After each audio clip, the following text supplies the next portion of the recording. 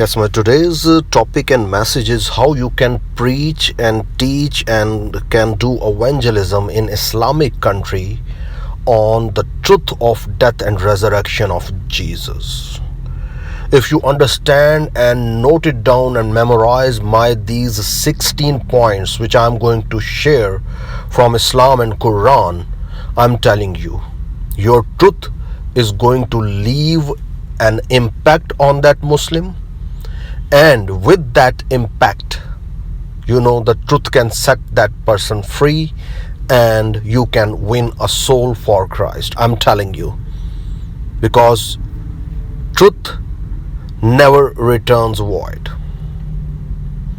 So the first thing you need to know, your preparation, according to 1 Peter 3:15, your preparation, and with that your preparation you need to apply that with gentleness and respect. And with that, if you just remember my formula, which I'm always repeating again and again, that you have to bring in the comparison and similarities. The comparison of the death of Muhammad, the situation where Muhammad is at this time, is he dead or alive, and where is he now, and is the soul of Muhammad seized or not? If you remember these questions of comparison with the death of Jesus, I'm telling you, you cannot lose the impact of the truth. Because if you are just sharing one side of the Holy Bible, they are going to make fun of you. But if you bring in the comparison and the references of the similarities from the Quran, that impact can change the life of that Muslim. So I want to be very quick. So you need to understand, and if you want to go in detail, you can write on comment section you want to know more about that reference. So I'm going to give you just the highlights. Remember Quran 364, which is that Jews, Christians and Muslims should come on common terms. So apply that formula on Muslims to bring them to common terms. And Quran 582, Allah and Quran is giving you authority to do that, to teach them, to preach them, because it's saying that Christians are your friends, they are scholars, monk, priest, and they are humble, not arrogant. So what Quran and Allah is giving you authority, my Christian brothers and sisters, use that, apply that authority on them. Yes, in a friendly way, in a gentle way. Then what you need to ask them, that what is the meaning of death, if they want to understand the death. What is the meaning of death? What are the kinds of death? The main are physical death and spiritual death. Spiritual death, the separation from God. The physical death, the separation from this world, leaving and shifting this world into the Hades.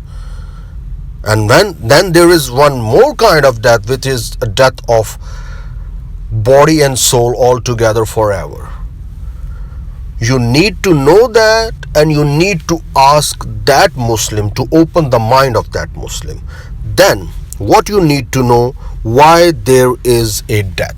That is very important. Ask any Muslim why there is death.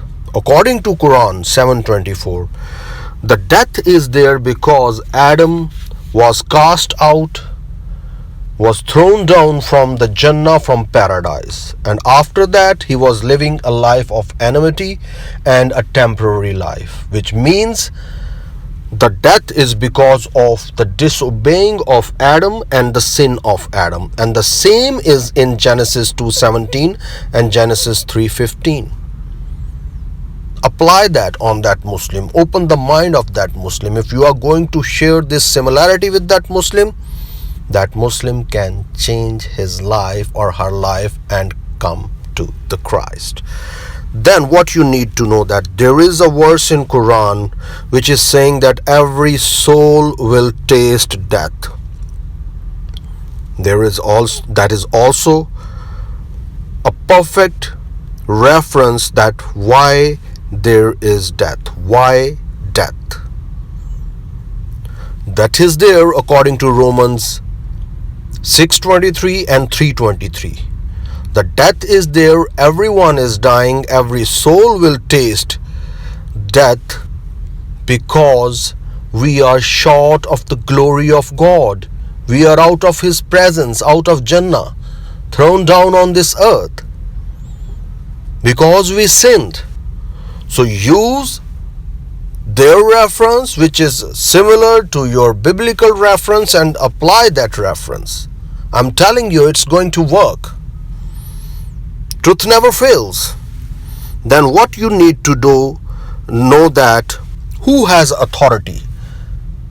You need to know, and you need to ask that Muslim who has authority and control over life and death. According to Quran 23:80, Allah has this control and authority. But according to John 10:18, Jesus has this authority that He can lay down His life, He can give His life, and He has authority to take it back. So you need to know that, and you need to apply this similarity wherever you need that. Then there is one tough question from Muslims, and they always object on the death of Jesus, that how God can pay for the death or the sins of our sins, or how God can pay for our death. And that Muslim do not know that is, if he is trying to object this, he is trying to raise question against this biblical theology, that Muslim didn't know he is going against his own Islamic Quranic theology, because according to Quran 37:107, God is providing great sacrifice as a ransom, as a payment to save the child of Abraham from death. Does that make sense and is easy to convince a Muslim how God can pay, how God can provide sacrifice for the death? And we know why there is death, because of the sin. And that is why Jesus also telling about His death as a ransom for many in Mark 10:45 and in Hebrew 10:5. God is preparing a body of Jesus for ransom. Same is written in Quran 37:107.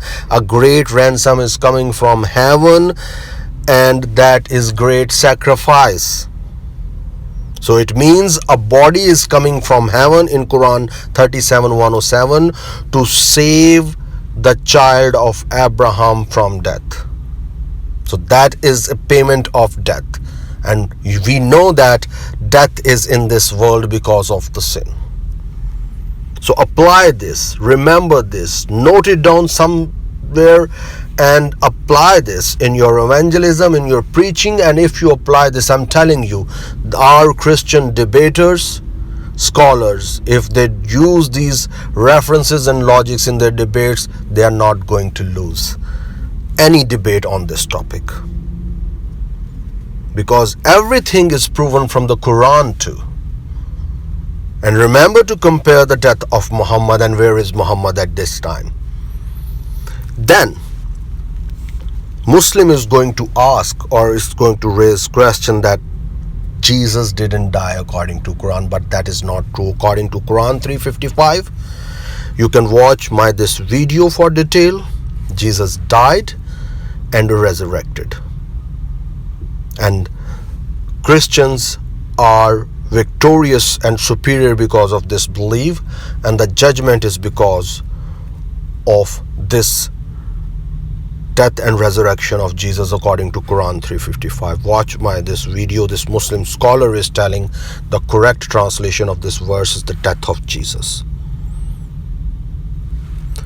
So please apply these similarities and comparison to win a soul for Christ. Now, with that, definitely Muslim is going to ask you how God can die and how God can who was controlling the world. So let me tell you, you are watching the grave of Muhammad. He is inside this grave. Some Muslims are going to tell you that he is dead. Some will say he is alive. Majority of the Muslims, they believe he is physically alive in this grave, and he is controlling and managing the turns of his wives to sleep with him whole night, one by one, turn by turn. The reference is on the left side in blue, and you can use this reference to convince that Muslim in a gentle way, in a respectful way, if Muhammad is dead and he can control his wife from the graves, turn by turn to sleep with him, why not God, who took a form of a man and went into the Hades to free the captive prison souls? He can control, he is able to control the whole universe, even from the Hades. Then the next, that is also very important, the only hope, the only misunderstanding, the only wrong interpretation of Quran 4:157, which the Muslim they used to do, is that Jesus didn't crucify. But that is a wrong interpretation of this verse, Quran 4:157. I'm telling you, this verse is in favor of Christian biblical theology that Jesus was crucified.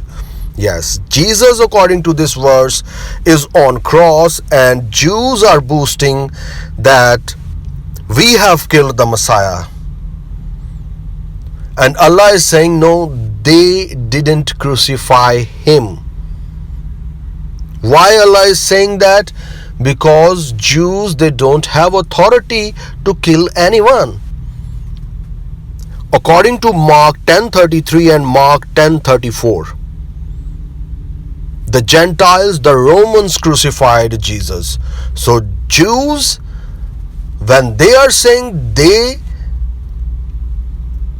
crucified Jesus, that is not a correct saying from Jews, and that saying of Jews, Allah is condemning in this verse that Jews didn't crucify Jesus. So those were the Gentiles and Romans, which is historical truth, geographical truth, biblical truth. So when Gentiles and Romans killed the Jesus, crucified Jesus, then what kind of death was that? I have already told you. That is authority of God, that is authority of Jesus, according to Quran and according to Bible, that he can give his life and he can take it back. So that is why this verse is in favor, and this verse tells us that in this verse Jesus is on cross. What Jews are in doubt, that they are in doubt, they are killing Jesus. They are crucifying Jesus. But that is not true. Romans and Gentiles did that, and that was the plan of God. God has only authority, Jesus has only authority to give life and take it back. Lay down his life and take it back. Then remember Quran 1933, which is Christmas, Good Friday and Resurrection Day. The manifestation of Jesus with a purpose of Good Friday and Resurrection Day. And remember, Jesus is saying this in future tense because he is talking this from the cradle, and that happened on Good Friday and Resurrection Day. And Jesus is not saying this that he, before his death, he will raise up and then will come back for death and resurrection. He is talking step by step, his birth and then that death and resurrection. And that is what happened, and that is what Quran is stating in Quran 3:55 and Quran 4:157. Death is there, and then the resurrection and raising up is there. Jesus is not talking, and nowhere in the Quran it is written that Jesus was raised up before death. And not even that Jesus is saying in this verse in Quran 19:33. Then What is next? What is you need to understand this, that the kalima of God is taking a form of man, Adam, not from sperm, not from dust.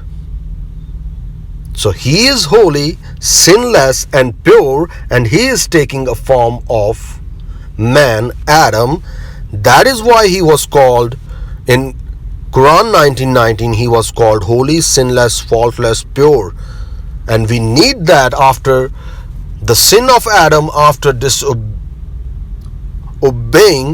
of Adam, we need one who is holy, pure, sinless, faultless, and who is ready to obey.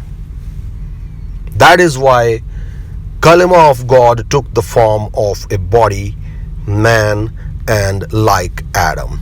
In Quran 3:59, it is written that he is taking a form like Adam, likeness of Adam. In the same verse, the Adam was created from dust, but we know, as I told you, that Jesus is not from sperm, Jesus is not from dust. He is taking a form, that is incarnation. And in this verse, Quran 3:59, that kalima is the creator of Adam. So the creator of Adam is taking a form and likeness of Adam in this verse. Apply this. I'm telling you, this is the true interpretation of this verse according to the whole Quran. And you can apply this, you can convince that Muslim, and you can set that Muslim free with truth. Or at least you can leave an impact of truth on his or her mind. Then the last one, the 16th point, the 15th or 16th point, is that Quran 43:61 is telling us that Jesus is the knowledge and sign of resurrection. As Jonah was the sign of death and resurrection of Jesus, when he was in the belly of fish, he was like in grave, in Hades, underworld. And when that fish vomited Jonah, that is the resurrection of Jonah, that was the picture and prophecy of Jesus' death and resurrection. In the same way, Quran 43:61 is telling us that on resurrection day, Jesus is a sign and knowledge of resurrection, which means Jesus resurrected. That is how Jesus is sign and knowledge of resurrection. And this verse is telling us this is a straight path. This is the way, the truth, and the life. And then at the end, I just want to say, Jesus said to her, I am the resurrection and the life. The one who believes in me will live even though they die, and whoever lives by believing in me will never die. Do you believe this?